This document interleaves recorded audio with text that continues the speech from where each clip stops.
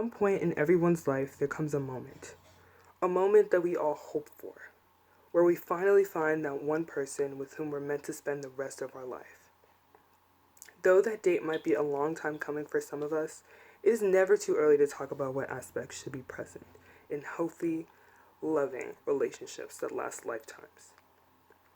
We have all had one sided crushes where we are so consumed with one person to the extent that we don't even see any of their flaws, or been stuck in relationships where pointing out each other's flaws was the only thing you could stand doing together. Neither of these, however, is a good model for what true love is actually like and what a lasting marriage will consist of. Even though that perfect love seems out of reach, especially when we look at recently declining marriage rates, we also have to factor in that not everyone knows what it takes to have a good marriage, which is why it is imperative that we discuss what key elements what must be present in order for a relationship to thrive. The only way to properly grasp what a successful marriage is like is to first understand what factors are present in true love. The triangular love theory, first proposed by psychologist Robert Sternberg, suggests that there are three components necessary for the most optimal type of love. The components are as follows: intimacy, passion, and decision commitment. However, the absence of one or more of these components will result in other, less favorable types of love, including non love and liking. In this speech, I will first describe a few of the most frequent types of love that we experience in our everyday lives, whether knowingly or unknowingly. Then I will define which, if any, components of Sternberg's love theory are present in these types of love.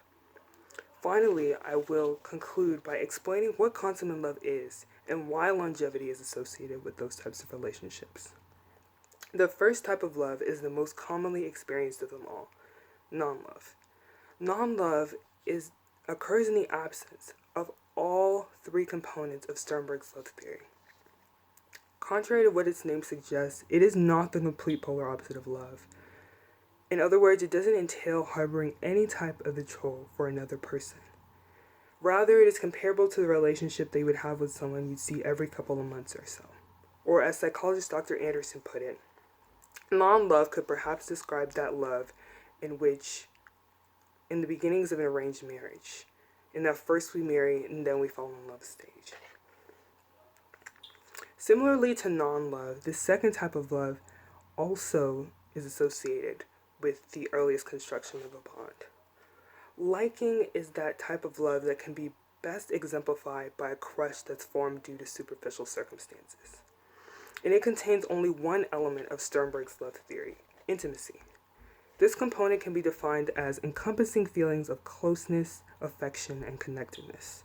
Though intimacy is obviously a crucial component in all relationships, it being the only factor that is present here will lead to a decline in both a relationship's lifespan and its overall success.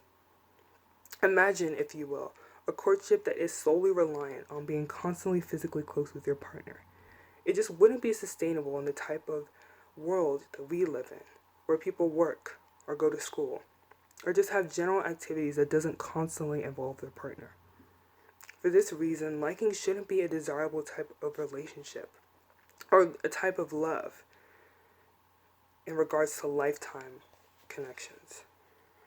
That true love that we all covet and are in constant search for is known by another name.